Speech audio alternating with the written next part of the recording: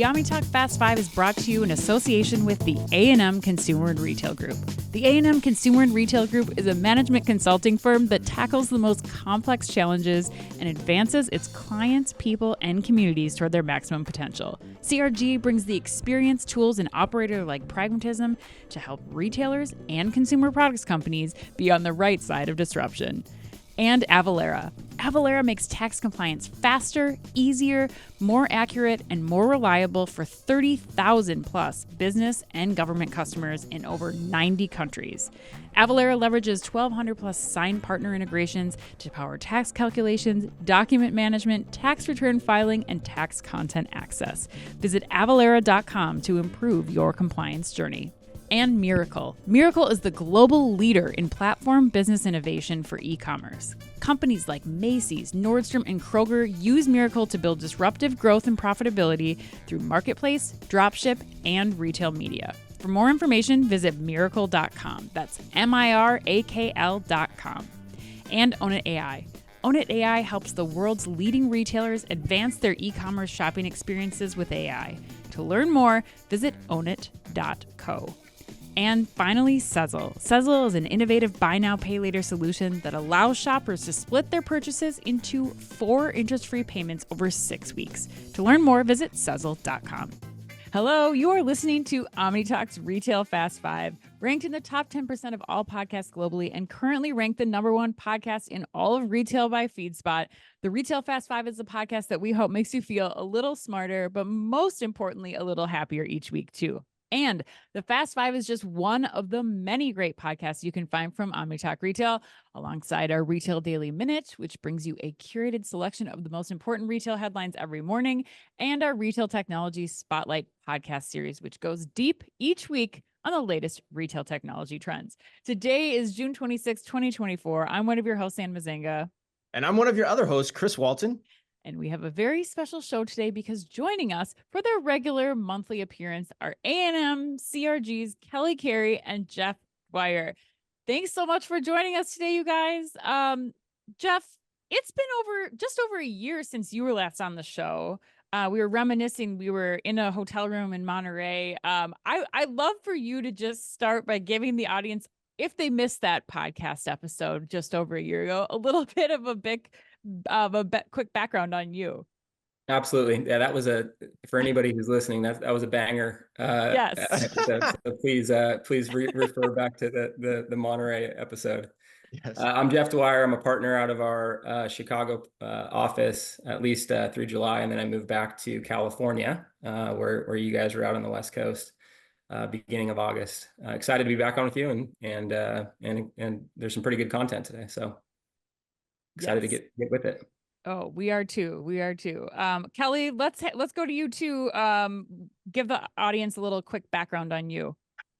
Great. Thanks, Ann. Kelly Carey. I'm a director with the Consumer and Retail Group at A&M in our DC office. Been in the role for about 5 years, a lot of background in beauty, and excited to talk to you guys today. We are very, very excited to have you, Kelly. Fresh back from France, from the French Open, Yes. and ready to drop some serious retail knowledge today, right, Chris? Yes, that's right. Like a drop shot, Ann. That's good. Good reference. Good reference. And Jeff's right, man. We've got some good headlines this week. I mean, I think, Ann, when you and I were doing our headline review, we had like 8 or 9 that we could go with, and we siphoned it down to 5. And so I'm excited to talk about them. All right. Well, let's dive in. All right. Well, today we've got news on the Netflix house. We're going to talk about what the heck that is. Unilever's new quantum computing partnership with Microsoft. Amazon mulling a new subscription fee for an AI-powered Alexa. Target's plans to bolster its marketplace via Shopify. And Ovative's Chuck Anderson-Weir stops by to give us 5 insightful minutes on Ovative's latest EMR Power Rankings. You know I love Power Rankings, Ann. But we begin today with big news out of Target. Ann. All right. Headline number 1, Target announced plans late last week to roll out a new Gen AI tool to team members at all of its nearly 2,000 stores by August, becoming the first major retailer, it claims, to share that it is bringing this technology to store team members across the U.S. According to a Target press release, the tool is called Store Companion. It is a Gen AI-powered chatbot designed by Target that can answer on-the-job process questions, coach new team members, support store operations management, and more. Target's in-house technology team used real frequently asked questions and process documents from its store teams across the U.S. The team then worked quickly, taking the project from its initial testing phase to planned rollout in just 6 months. Target is currently piloting the tool at about 400 stores, using the team's feedback to improve the experience ahead of the chain-wide rollout later this summer. Kelly, we're going to go to you first here. The question is Target right to rush this technology out to stores? Thoughts? I would say yes. I think this one's kind of a no-brainer, Anne, and I really like it for a few reasons. So first off, the one hesitation I had was, okay, there's going to be a lot of learning, time for the robot to understand how things work in Target. So, you run a bit of a risk of getting the wrong advice provided through that tool or people not understanding. But it sounds like, 6 months, 400 stores, they've been doing those checks on the upfront. So assuming that's gone well and proven out to be adding value, which it sounds like it has, I think it's great. And it's such a good opportunity to free up time for their teams to go focus on, higher order problems, spending time with customers. And I think it's going to be an incredible engine for them to learn about what the problems are on the ground in the stores. Where do people actually need help? Where do they need to be, thinking about new training programs? So I think it's great. Yeah, I agree. And big news out of Target. I mean, this was like one of those headlines where it was like, all right, yes, Target, they're doing a really cool tech deployment. They're using new technology in a really smart and intuitive way. And especially for the team members, like so great, I think. Jeff, I want to go to you next. What would you add into what Kelly said? Yeah, I mean, look, I think we've got Target on here a couple times today. Yeah, they are throwing a lot at the wall, and I think this one is certainly meant to help them on the cost side, and get the process efficiencies within the store streamlined and more impactful. Obviously masked by Gen AI and hopefully making everybody's job a little bit easier under the roof and in four walls. I think it's smart. I think it's the right move. They'll obviously learn a bunch out of these first 400 stores, and we'll see how they do this. I think they're obviously one of the first retailers to announce this publicly, and you'll probably see a lot of retailers behind them start to move this direction. Yeah, I mean, that was a question for me. I mean, Walmart has been using me too, Sam for a long time. Question. I was like, are they really the first ones to try this? But maybe they I don't know. I tried to dig up some info last night and see if Walmart wasn't using this across the chain, but according to what Sam's I could Club, find, and they're Target's saying we're the first general merchant, whatever. Yes. So I'm with you. There might be some semantics in those terms, but Chris, I'm really excited to get your opinion because you were in stores, you were rolling out things similar to this. What are your thoughts, and especially the question around the rollout decision, knowing how teams are working with this and deploying new technology in stores?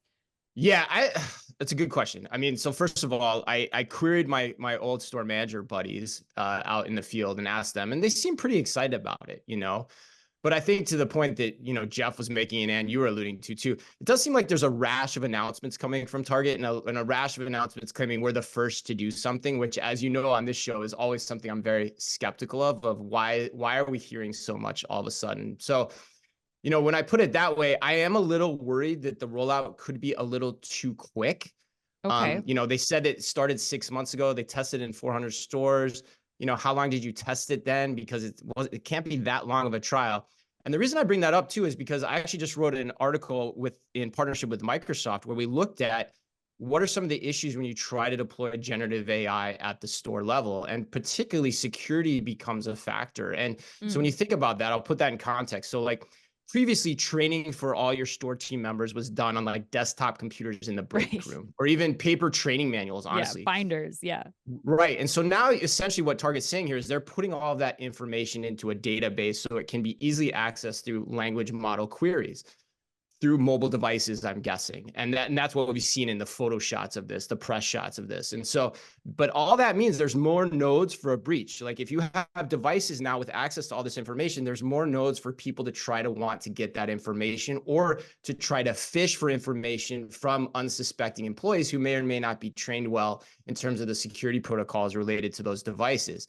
So, overall, I think the application makes sense, but I don't know, like I do worry they're maybe going a little bit too fast. And Target, if anyone, does not have a good history on the security side of things. So I think that's something that has to be considered here.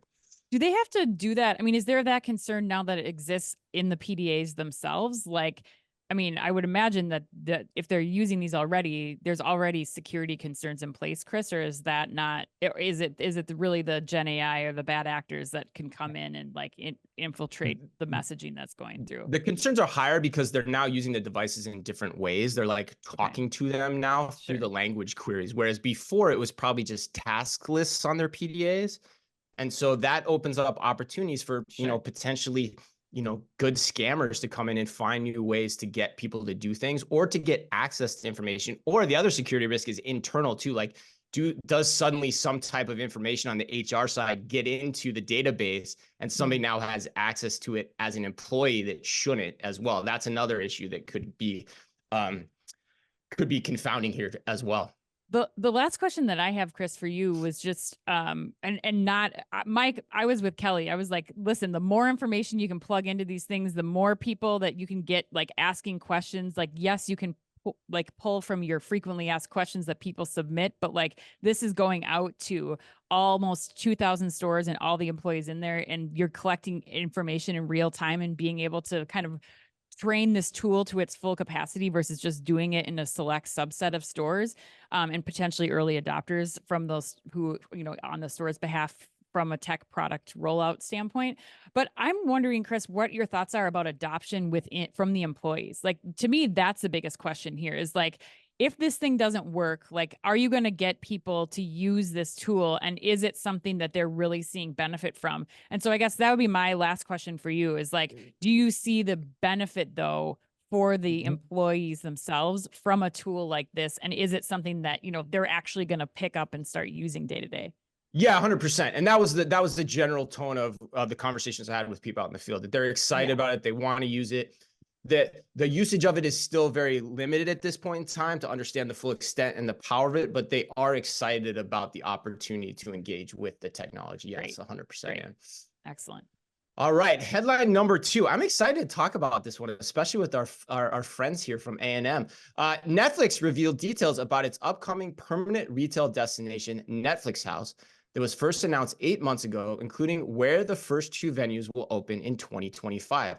According to The Verge, not to be confused with The Verve, where the symphonies are always bittersweet, and the initial Netflix House locations will be open in, quote, 2 of the most popular shopping centers in America, according to Netflix, the Galleria Dallas and the King of Prussia Mall, and will take over the sites of former department stores, providing each venue with over 100,000 square feet of space.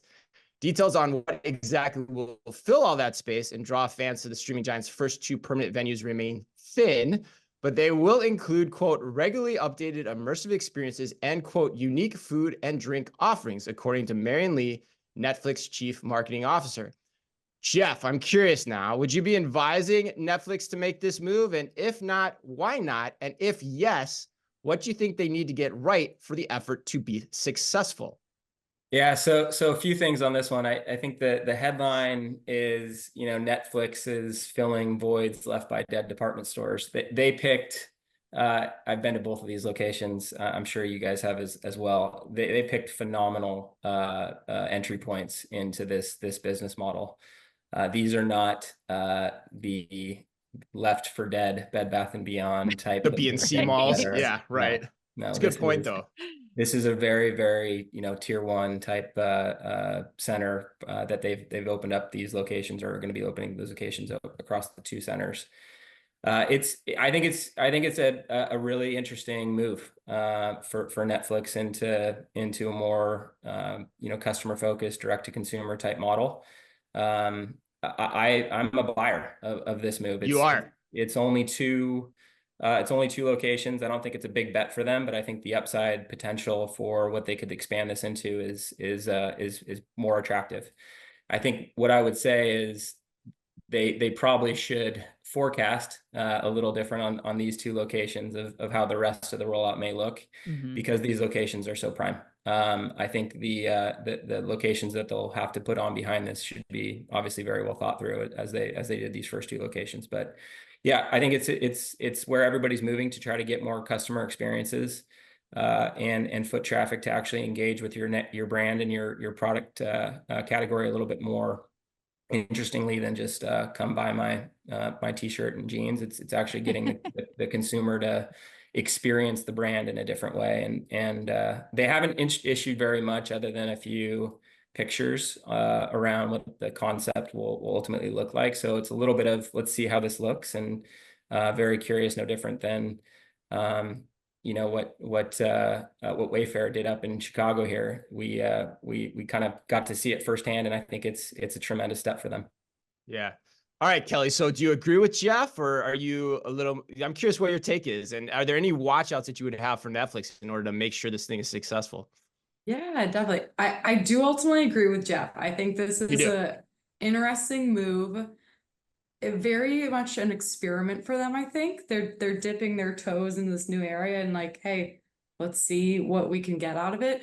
My mind actually went when I was reading about it to, a Universal or a Disney, which obviously that's theme park. It's a much bigger scale, but you think about it, they have so much content, and that's kind of one of their differentiators nowadays. Like fewer of the streaming services are doing quite as much unique to service content creation as them. So I think they have a lot of great assets. They definitely could be moving merchandise through there, but I'm really curious to see what type of experiences they do. And like, not only do I think this could be a test into doing more locations in a department store type format, but could this even be a kind of trial to see if they could go as big as theme park in the future?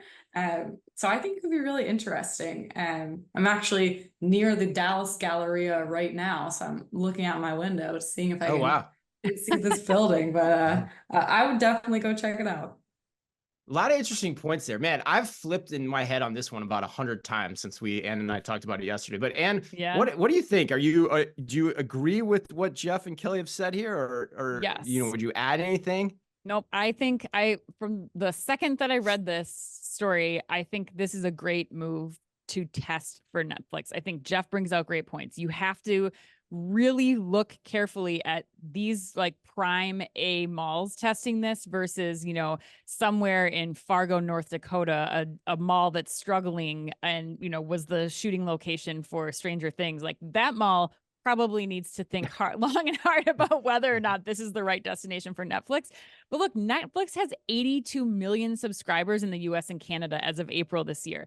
And I love that those individuals now could potentially have a localized mall where they get to have the Disney type of experience that Kelly's talking about. Like they you look at all of the attractions that are doing well in malls right now, Dave and Buster's, like Nickelodeon Universe, like those are attractions that malls want right now. And they give people a reason to maybe go there on a once, twice, 3 times a year basis. Now, the only question that I do have here is the level of production, we'll say. I think what's the frequency with which this needs to change?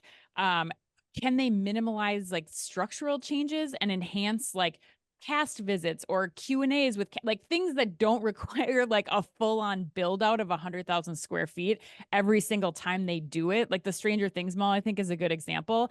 But even the ability, and last thing, I was just at the Peloton Studios in New York a couple weeks ago, and just seeing the demand for an in-person class there, like takes me to this exact type of situation. Like if I could meet the cast of Bridgerton, would I show up at this mall? Like, yeah, probably. Like I'd go there for a Q&A with them about the show. Why not? So I think there's a lot of potential. Like, why not try it? risk is And low. you'd stand in line for a week for Renee Jean Page, right?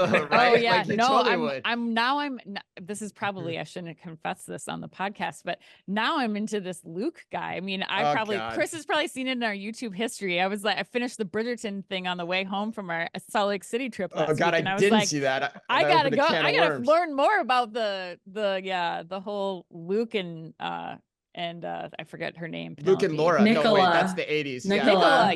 Nicola and Luke. There's like, are they or aren't they a real thing? Yeah. So, you know. Yeah. Another fun rabbit hole. Luke used to be in a boy band, it turns out. So if you need more content, there's one for you. Kelly's got me down a rabbit hole for the weekend. Thank you, Kelly. Yeah, we do. That's what's great about this show. All right, so since you guys are basically in agreement here that you like this, I'm gonna play a little glass half full on this. Okay, there's a couple things that I don't love about this, and one is like glass half empty. Glass half empty. Yes, you're right. Thank okay. you. Yes. Okay. Yes. Thank you, Ann, for correcting me. Yes, appreciate that. I don't usually take such a magnanimous approach to my intros with this. I'm usually coming in hot, but like I think a couple things I worry about. One, we don't know what this looks like. If it ends up looking like a large scale Disney store, this thing ain't gonna work, right? Mm-hmm. Like nobody wants that, right? Yeah. I mean, they might go to it once, but they're not gonna go to it again. The other thing that really concerns me about it, and actually I thought about this more when you said it, is like, I worry that it's trying to be opportunistic with the fact that malls need this versus like, let's be really creative and innovative and do something new akin to like Disney and the vision that Disney had back in the day. I mean, why couldn't you use the mall that they shot for Stranger Things? And like, I mean, none of us knew what Orlando was back in the day before Disney went there. Why couldn't you create the same thing, make it bigger, better, and just be so inspirational and drive people to it versus like trying to go this mall route? And then I get to the question of like, how many malls are there like this that can do where you can do the same thing? Is the growth strategy ultimately capped at the end of the day? And dependent on you getting all the operational dynamics right and being bound by, everything the landlord wants you to do and the parking lot size and all that versus like starting greenfield and creating a vision of what you want this tourist attraction to be. That's what I think. I don't know if you guys have any thoughts on that, but has anybody been to a Wonderverse? There's I haven't. There's a few select locations. One's opened in Oak Brook. It is a mix of, I would say, in-person entertainment, bar, casual dining, but also has a theater type view for content. It is my expectation that it's packed, and it's every single day. You could walk in there on a Tuesday, and it's a destination for the consumer to come in amongst a mall that has all of our favorite brands. But consumers like going for an hour to have an experience inside of that mall. And I believe, I think it's for me, I think they're going to see a lot of, again, it's dependent upon what type of model they actually employ inside the four walls. But I think it's a super creative way to have a very unique experience within even some of the lost malls that are dead or dying. And Anne can make her Bridgerton dreams come true. I think that's what I'm hearing at the end of the day. Well, let's move from Bridgerton dreams to quantum computing. Natural headline change here. Headline number 3. Segue. Yeah. Headline number 3, Unilever is partnering with Microsoft to deepen its use of quantum computing. According to Consumer Goods Technology, Unilever is now using Azure quantum elements within its data lab virtual R&D center. I feel like I need to like push up my spectacles for this one. It expects that these new capabilities will have a tremendous impact, according to a series of statements and videos from the two companies. With these new capabilities, Unilever will be able to use natural language to query scientific information, and it anticipates slashing the time required to perform computational simulations, including running thousands of lab experiments in the time it typically takes to run a few dozen. As one example, Unilever can use a simulation that predicts an outcome based on a molecule's chemistry, enabling the company to perform a test without needing to manufacture them. Kelly, are you like, this is like science hour now. We've shifted dramatically. Big shift. Yes. What is your position on quantum computing's impact on the CPG industry? Please begin your doctoral thesis. Perfect. Gotta also slide up my glasses for this one. So as as not a computer scientist, I actually pulled some of my recent clients on this one.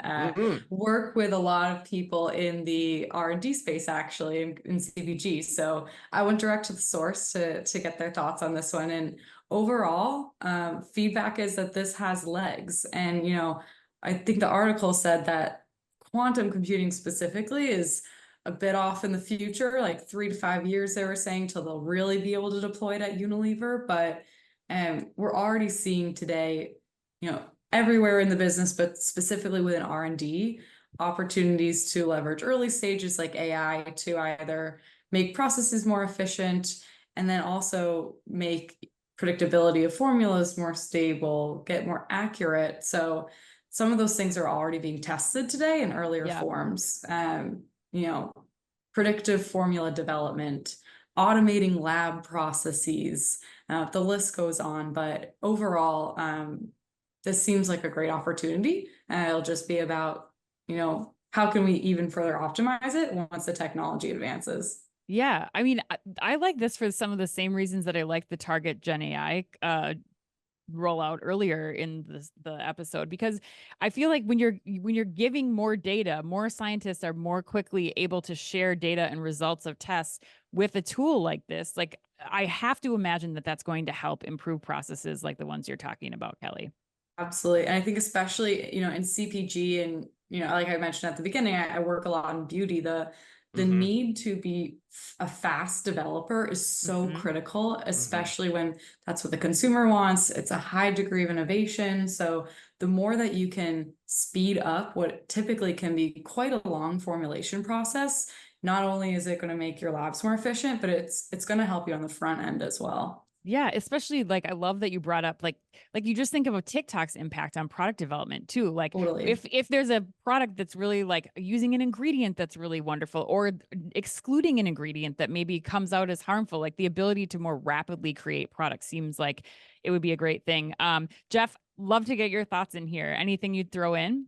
No, I mean, I think everything that was mentioned is right. I think it will be disruptive and impactful for all the CPG players. I actually find it more interesting on who these CPG players are actually partnering with. So you have bets that are being made here across the universe with Microsoft. With it'll be with Google, it'll be with Oracle. You'll have these CPG companies that are trying to get an edge up on mastering big data. And I think it's super interesting for them to pick Microsoft. I think frankly, I think they're head and shoulders above the rest of the competition in terms of their Gen AI capabilities today. But we're early. And I think to see where the ultimate, sophistication comes down the road, it's anybody's best guess. Yeah, I love the unlikely bedfellows. Like, who's going to match up with who brings, like, are they partnering with Amazon's tools? Like, are they, like, when you think about when they're going direct to market? But Chris, you're the only one wearing glasses on this podcast today. So I'm going to go to you for the final wrap up. And you have some recent experience with this for a panel, right? That you Yeah. Well, and honestly, anything that helps me balance my chemical equations in organic chemistry faster, I'm all in. I think based on my college experience, beep. Yep. Yeah, that being the worst class I ever took, like my worst performing class ever. But no, I did. I had some experience. We were talking more about generative AI than quantum computing, but I think I spoke with Pierre-Yves Colloque of Pernod Ricard. I hope I'm saying that right. I always have trouble saying that. At Shop Europe about all the use cases that he, as a CPG chief digital officer, was seeing for generative AI. And dude, he could have talked to me for hours about them all. And I think we talk a lot about retail, but I think I underestimated the impact that this is going to have on the CPG industry. I think the CPG industry is going to benefit from this a lot more so even than the retailers, because all the use cases he was talking to me about on stage, I mean, they were all real use cases that he is in deployment on. So it was pretty insane to think about. So yeah, I mean, I think this is smart. I think Jeff's point about who are the bedfellows, and the other thing I think about too is, who wins in that whole battle? NVIDIA. NVIDIA sitting on the sidelines being the tool that everybody's got to use, and they're just loving life right now, as evidenced by their stock price. But yeah, that's my take, Ann. All right, let's bring Chuck on today's program.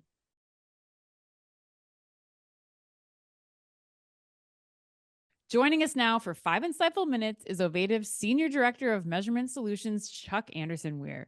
Chuck will be sharing with us the results of their most recent EMR Power Rankings. And if you want to check out the EMR Power Rankings, you can just head to the link in this podcast description. All right, Chuck, let's break it down. EMR Power Rankings. What are they and why are they valuable for retailers? EMR Power Rankings are awesome. At their core, they're helping retailers understand what's working in marketing to drive that true lift to the retail industry. At Ovative, we're really focused on marketing, and we're focused on driving 3 key business outcomes. 1 is incremental revenue, 2 is incremental customers, and 3 is building out that long-term brand equity that's so important. We measure this through EMR, or enterprise marketing return. But the bottom line is that every retailer is trying to drive business outcomes, and the EMR Power Rankings help capture like the trends of what's going on, like the recent rise of TikTok and YouTube, to make sure that retailers don't miss out on what's working and what's not. I got to tell you, I'm not going to lie. Anytime I see power rankings on anything, I'm clicking on it. So I'm dying to learn more. So what are the big takeaways from this year's EMR Power Rankings? Number one thing for me, definitely this year, is digital video. So talking about like Hulu, YouTube, etc. Okay. Really rising the rankings. We're seeing, especially with the ability to drive in-store impact, we're seeing CTV taking the number 1 spot and YouTube taking the number 3 spot. Couple reasons that seeing these rise up so much. First one is the digital video capability, especially within that in-store traffic driving. Seeing some really awesome integrations of the store locator overlays directly into digital video assets that's having some really high returns for retailers. And then second is the ability to really be full funnel with digital video. Be able to segment that funnel and be really intentional about how to leverage the channel. Smart retailers are finding cost savings as they go upper funnel, as they build brand and awareness, and they're becoming really targeted and segmented and even product focused as they be able to move down that funnel and being able to do some really cool things with personalized video content as well. Like Men's Warehouse and Torrid this year are driving more in-store traffic, and they're increasing their marketing ROI by as much as 20%. This is a huge opportunity, Chuck, for retailers, especially like Men's Warehouse, Torrid. What are they doing right? And what do retailers need to do correctly in order to take advantage of digital video to drive traffic in store and increase sales? There's 2 things I would recommend to every retailer. Make sure you have an always on, like full funnel approach and strategy in digital video. You don't need the big budgets anymore, like a Walmart or Target, to be always on and engaging with your customer in meaningful ways. You're able to segment your video program, think full funnel, and then as long as you have a trusted measurement set up, you can understand the ROI of your full funnel with video and be really smart about how you leverage your dollars within the space. And then a newer thing that I'm really excited to talk about today is shoppable TV ads. We're seeing the technology is really catching up here to how consumers actually want to engage. A great example here is Amazon and what they're doing with Prime Video. They're becoming more interactive, more shoppable. You're able to actually use your remote control from your couch to directly interact with those ads. Really cool stuff. And I'm really excited for how brands are going to get creative and how they use that in the coming year. And I love the concept of like scaling your video across the funnel too. That's a really smart thing to take away. All right. So we always like to end when we can, Chuck, with a little prognostication, little predictions for 2025. So if you were to guess in terms of what next year's 2025 EMR report is going to say, the Power Rankings report is going to say, what would your predictions be? My hot take is that influencer and creators are going to flip the entire marketing planning cycle on its head. The reason I think that planning cycle is going to be flipped is for 2 reasons. One is that we're seeing a big shift from traditional storytelling to more compelling short form stories from authenticators that audiences and customers trust. You can't start anymore with the just what story do I want to tell? You have to be even more customer centric and find those true value add moments to engage with your audience where they are. And then second is that retailers are becoming a lot more data driven as they think about the long-term value of acquiring new customers. In the EMR Power Rankings, we see that influencer and creator have the second highest rate of high value new customer acquisition. What that means is influencer and creators are able to drive a lot deeper connection with brands and their customers. And a really cool insight we're seeing in the data is that new customers that engage with influencer or creators are 30% more likely to make a second purchase from a brand or retailer. And that is huge as you think about a customer lifetime value for a brand and what that can do for their business model. Bottom line here, change is coming. See a lot of opportunity, but my prediction is that some big retail names will get exposed and fall behind in 2025. Way to go bold there, Chuck. I love it. All right. Well, thank you, man. Thanks, Chuck. And if you want to catch the EMR Power Rankings, just head to the link in the podcast description. All right. Headline number 4. Amazon is mulling a $5 to $10 monthly price tag for its Alexa service amid an AI revamp. According to Reuters, Amazon is planning a major revamp of its decade-old, God, it's been 10 years, decade-old money-losing Alexa service to include a conversational generative AI with 2 tiers of service and has considered a monthly fee of around $5 to access the superior version, according to people with direct knowledge of the company's plans. Known internally as Banyan, a reference to the sprawling ficus tree. Wow. The project would represent the first major overhaul of the voice assistant since it was introduced in 2014, along with the Echo line of speakers. Amazon has dubbed the new voice assistant Remarkable Alexa, the insiders also said. However, the company plans for Alexa, including pricing and release dates, could be altered or canceled depending on the progress of Project Banyan. These same people also cautioned.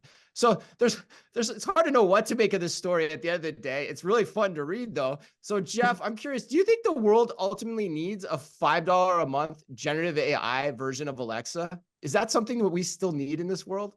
The answer is no. Yeah, 100%. I agree 100%. Thank you. Clear. Yes. Unfortunately, I think the question is are you going to have to pay for it though? And do you have to have it?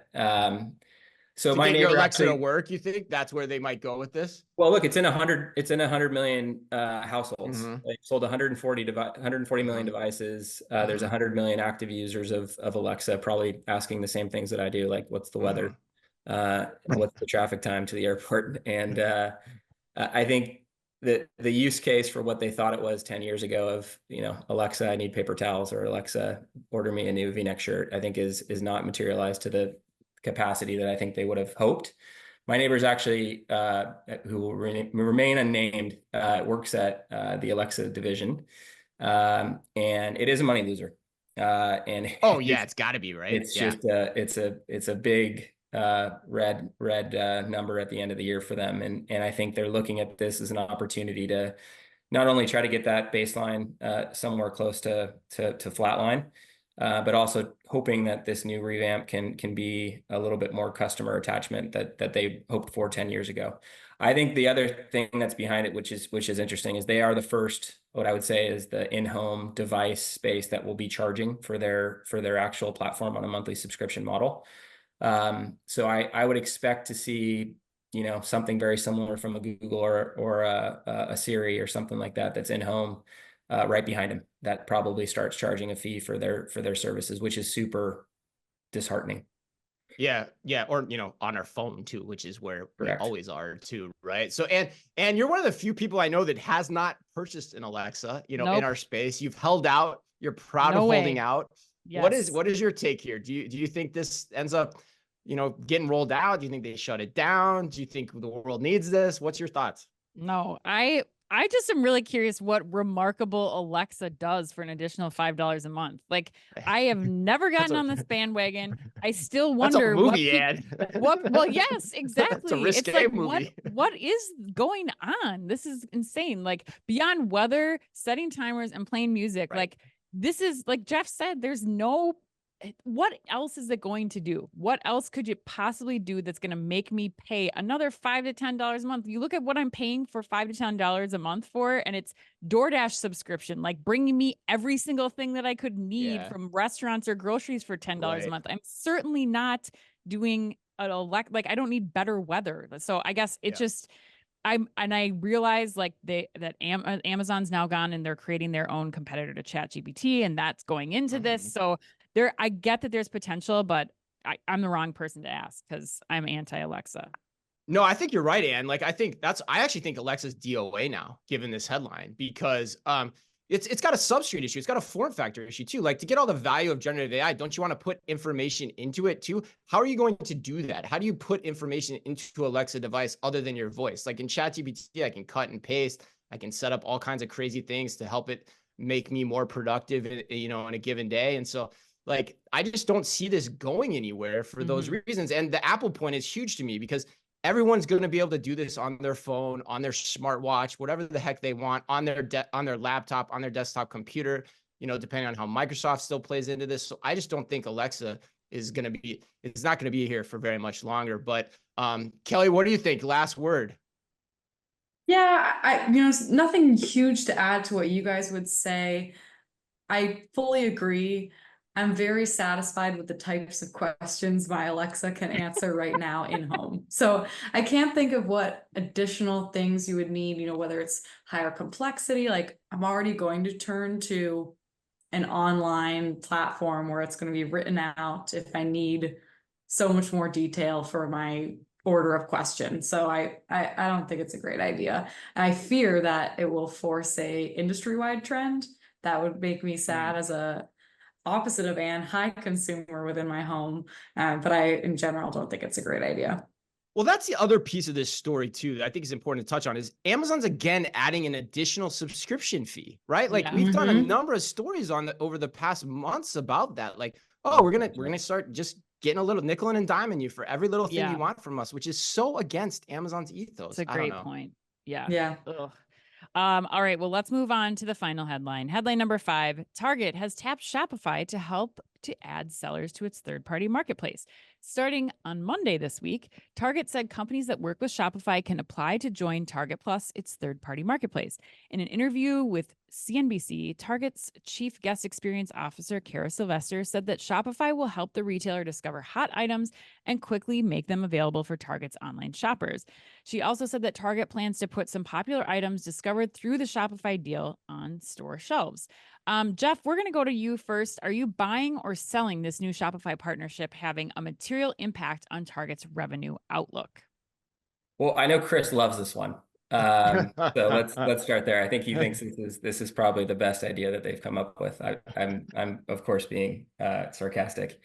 I actually look. I think they're 5 years behind the curve. I'm with Chris on this one. I think I don't know what adding Shopify is going to do for them. I think they have been throwing a lot of new ideas to try to get their brand earlier to the conversation we had to set off this Omni talk. I think they're struggling to get customer attachment, and they're trying to throw a bunch of spaghetti at the wall to see what sticks.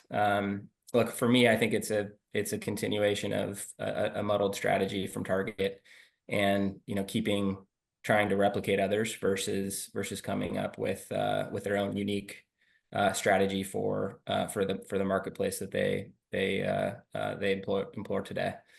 Jeff, where would you be directing them to focus? I'm just curious. curious. Look, I think, so look, I think their home furnishings and apparel side of the store, which has historically been their huge growth driver, I think they've lost a lot of the newness. I think if you even for me, having a number of experiences, they're frankly my number one retailer of choice. The breadth and the reliability across the different stores from an offering perspective it's like a different experience every Target I walk into, at least where I'm located, and it doesn't feel the same like walking into a Costco, a Walmart, a similar like marketplace that you can rely on getting high quality brands. I think they have. That's interesting. They have had a glut of inventory, and they've been very public about what they've been trying to work through on the home furnishings and retail side of the house. And I think that's cost them a lot of what people used to love walking into a Target store in the first place to get. Right. The good news is I think they've realigned the inventory levels pretty meaningfully back to pre-COVID levels, which is I think step one. But they've got to lean into that home side and apparel side of the brand to get their core customers reattached. Right. And it has to be what I think of what wanted me to get into a Target store in the first place. It can't be just a bunch of trash that you're trying to liquidate. Kelly, you're nodding. What are your thoughts on this move? What do you think, if not this, what do you think will move the needle for Target here?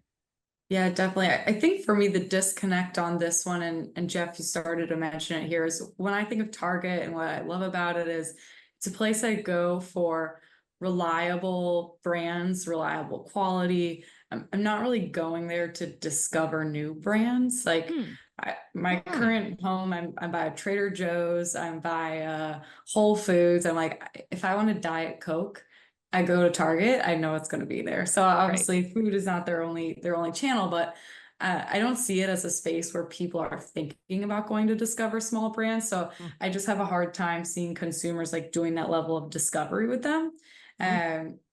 But we can see where it goes. I would agree with Jeff. I think with them, it's getting the product right in the current format and bringing back that reliability where it's lacking today. Chris, jump in here. I know you've got a lot of opinions. Yeah, wow. A lot going on there. Well, with respect, I disagree with Kelly. I think, Kelly is a sample size of one. I think there's a lot of people that approach Target in a lot of different ways. And having run e-commerce when we grew the dropship side of the business, specifically on the home category, doubling the business in 2 years, taking over $1 billion. There's a lot of extra products people expect to find at Target and want to find at Target. And so, to me, the marketplace is just a further augmentation of that. And this concept, it fundamentally doesn't do anything.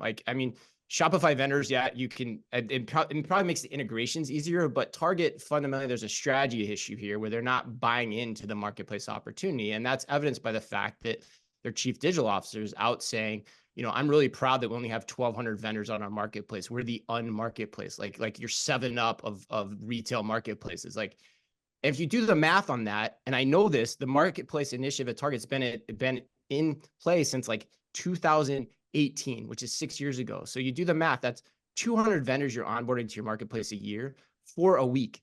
Amazon and Walmart probably are onboarding that many vendors a day. I don't know that for a fact, but they're definitely onboarding 1,200 vendors probably a week when you look at the numbers and the sheer scope. So and then suddenly you're going to have all these, Shopify vendors augmenting that when most of them have probably already applied to Target's marketplace too. That's something you have to keep in perspective here. They've probably already applied and Target has not admitted them in.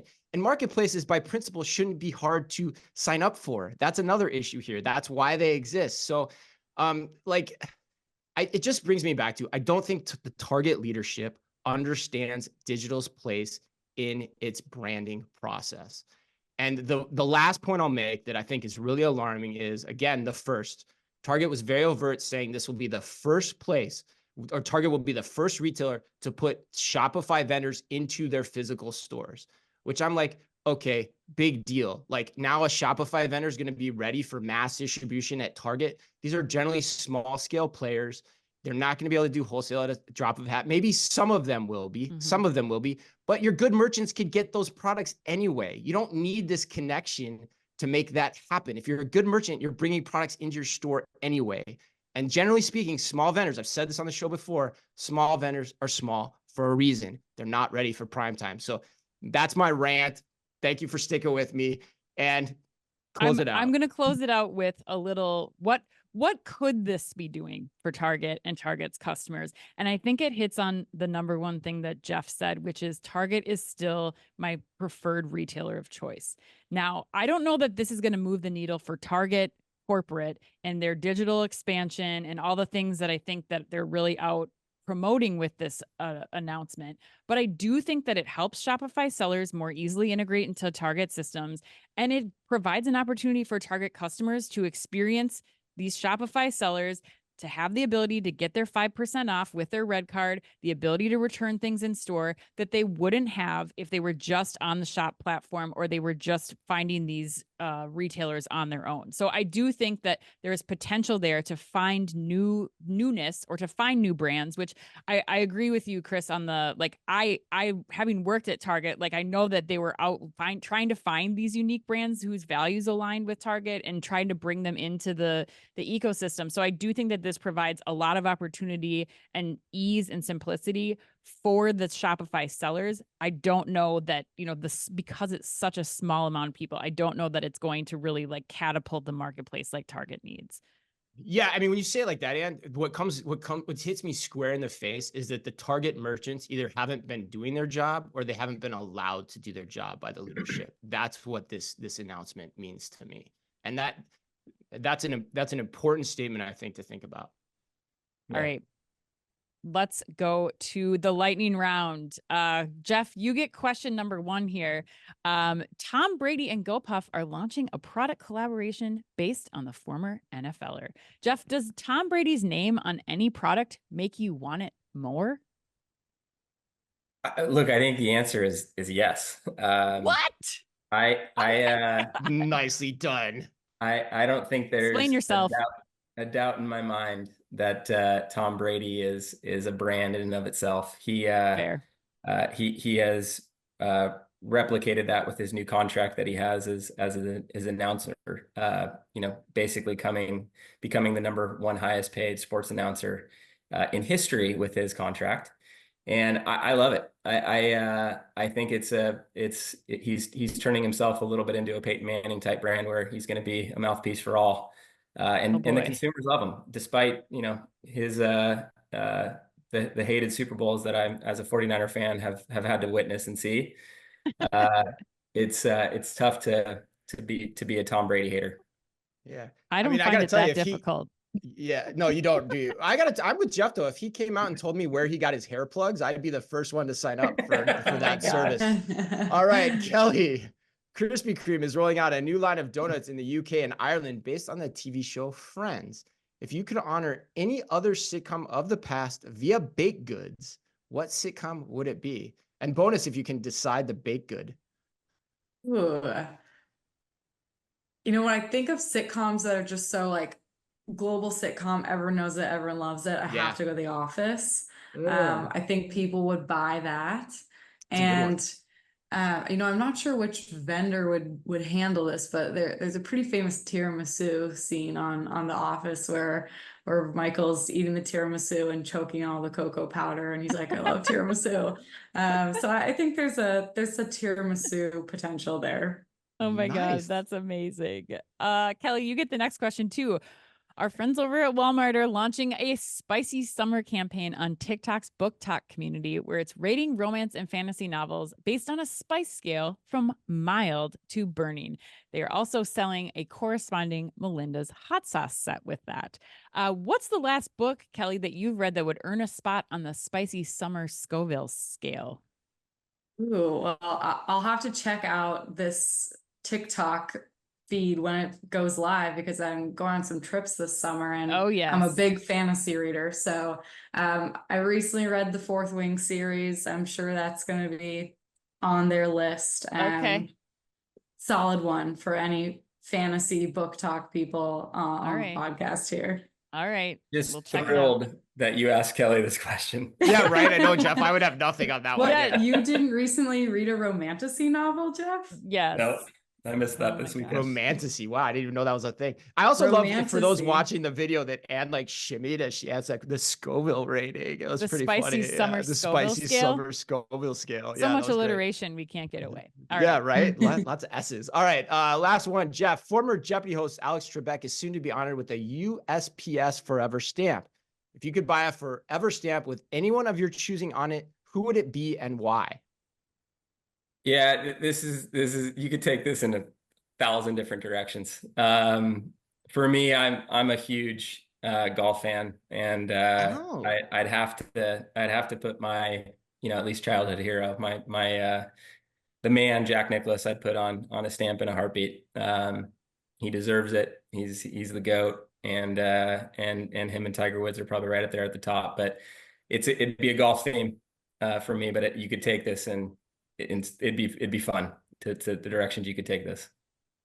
Nice. The Golden Bear. All right. Love it. Way to close out the show, Jeff. All right. Happy birthday today to Nick Offerman, Aubrey Plaza, both of whom are of Parks and Recreation fame, believe it or not, and the young lad who captured all our hearts in the 1990s, but never entered our lives in the way we all thought he would, despite his promising young career. And that is, of course, the great Chris O'Donnell. And remember, if you can only read or listen to one retail blog in the business, make it Omni Talk, the only retail media outlet run by 2 former executives from a current top 10 U.S. retailer. Our Fast 5 podcast is the quickest, fastest rundown of all the week's top news. And our daily newsletter, the Retail Daily Minute, tells you all you need to know each day to stay on top of your game as a retail executive, and also regularly features special content that is exclusive to us and that Ann and I take a lot of pride in doing just for you. Thanks as always for listening in. Please remember to like and leave us a review wherever you happen to listen to your podcast or on YouTube. You can follow us today on YouTube by simply going to youtube.com/OmniTalkRetail, and watching Ann's facial expressions in video are the best way to view this podcast. All right, Kelly, Jeff, if people want to get in touch with you both, they want to get in touch with the A&M Consumer and Retail Group, what's the best way for them to do that? Great. Thanks, Chris. Best way, find us on LinkedIn, Alvarez and Marsal Consumer and Retail Group, or visit us on our website, alvarezandmarsal-crg.com. You can find Jeff's profile on that website, hit him a message, hit me a message on LinkedIn, and we're always looking forward to connecting with more people. Kelly's cell phone is no. We've had people do that before, Jeff, believe it or not. Yeah. So you never know which way it's going to go. But hey, thank you both for being here. Thanks for your regular monthly appearance with us. Thanks for all of your help and support over the years as well. So on behalf of Jeff, Kelly, and myself, and all of us here at Omni Talk Retail, as always, be careful out there.